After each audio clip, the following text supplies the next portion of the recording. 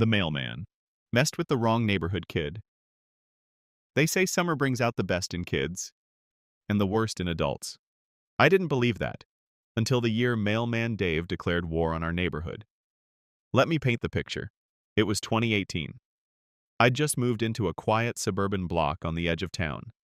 The kind of place where lawnmowers double as alarm clocks and the ice cream truck plays Pop Goes the Weasel on loop until you hear it in your sleep. It was a peaceful place until Dave showed up. Dave wasn't your average mail carrier.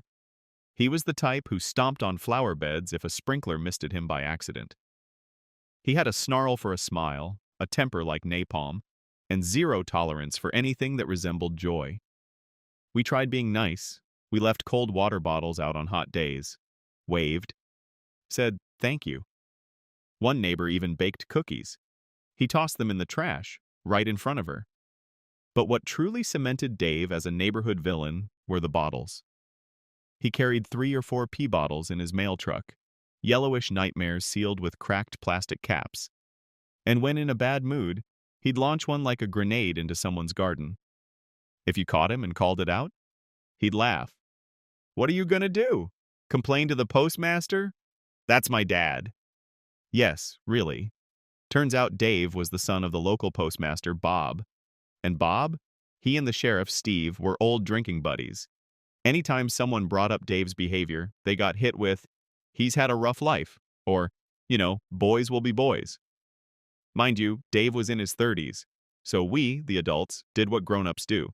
We grumbled, we vented, and we learned to avoid confrontation. But the kids were watching, and they were plotting. That's where Orrin comes in. Orrin was 12, wide-eyed, and wielded a super soaker like a Navy SEAL on a mission.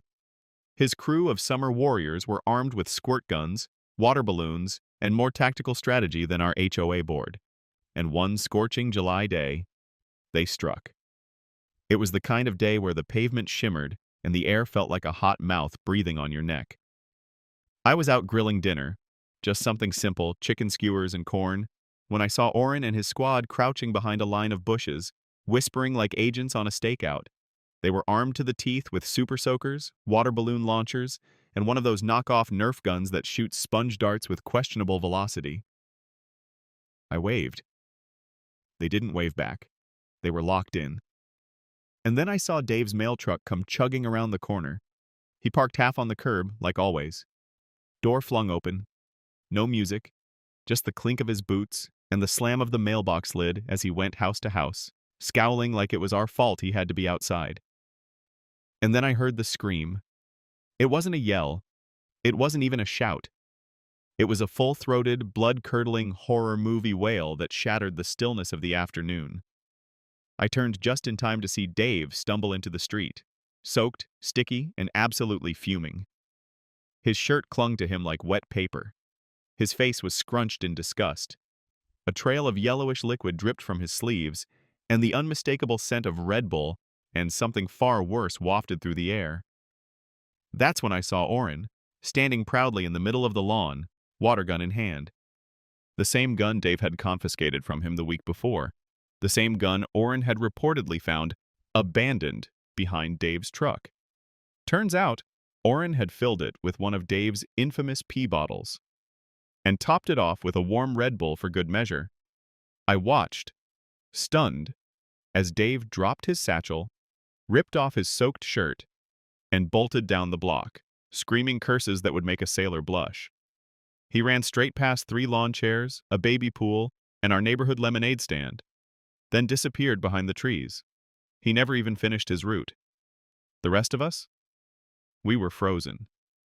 Then the laughter started. One house at a time, people emerged, some clutching drinks, others just shaking their heads in disbelief. One of the kids offered to let Dave use their garden hose. He refused and sprinted off instead. We didn't know it yet, but we had just witnessed Dave's final delivery. About an hour later, Bob and Steve made their rounds. It was like watching 2 politicians canvassing a scandalized district. They weren't knocking on doors, but they were definitely making appearances. Steve, the sheriff, looked annoyed. Bob looked embarrassed. You could tell this wasn't the first time they'd had to clean up for Dave. They made their way down the block, eventually reaching Oren's house. Now, Oren's dad was a laid-back guy. He ran a lawn care business, always smelled like gasoline and barbecue, and had a laugh that echoed like a sitcom track. When Steve and Bob asked if they could talk, he stepped out onto the porch like it was just another Wednesday. "Your son assaulted a federal employee," Bob said with a straight face. Oren's dad blinked. Steve chimed in, "You know this could be considered a serious offense." Without missing a beat, Oren's dad smiled and said, "Well, Sheriff Steve, don't you always say, 'Boys will be boys'?" It was surgical. Bob's mouth opened, closed. Steve scratched his head. Neither of them said another word. That was the end of it. No charges, no threats, no apologies either. Dave was never seen on our street again. The next week, a new mail carrier showed up. Her name was Joy. No joke. She was polite, prompt, waved at everyone. Within a month, she had a standing order for fresh lemonade at the corner and knew every dog by name. The neighborhood started to breathe again. But we didn't forget. Oren? He became a local legend. His birthday party that year? Full carnival theme. Someone even made a Super Soaker salute cake. The gift pile looked like Christmas. Every parent in the neighborhood donated, not for the prank, but because Oren reminded us of something we'd forgotten. Sometimes it takes a kid with guts and a little creativity to do what the grown-ups won't. He didn't just prank Dave. He stood up to a bully with a water gun. And if that's not poetic justice, I don't know what is. As summer rolled on, the story of Dave became something of a neighborhood myth. New families moving in would hear whispers of the mailman meltdown and look around confused until one of us, usually someone's uncle or a teen who had been there, would lean in and say, "You haven't heard about the Red Bull ambush?" The kids never tired of retelling it. Each version grew more dramatic. Some said Dave's scream shattered Mrs. Lorne's garden gnome. Others claimed he slipped on a sprinkler and did a backflip. One rumor insisted the local paper tried to run a story, but it got mysteriously pulled. But my favorite version was the simplest one. A neighborhood full of people, tired of being pushed around, quietly cheering as a 12-year-old did what none of us dared. Oren didn't brag. He didn't gloat. He just went back to building cardboard forts and arguing over which Pokemon could beat Goku in a fight.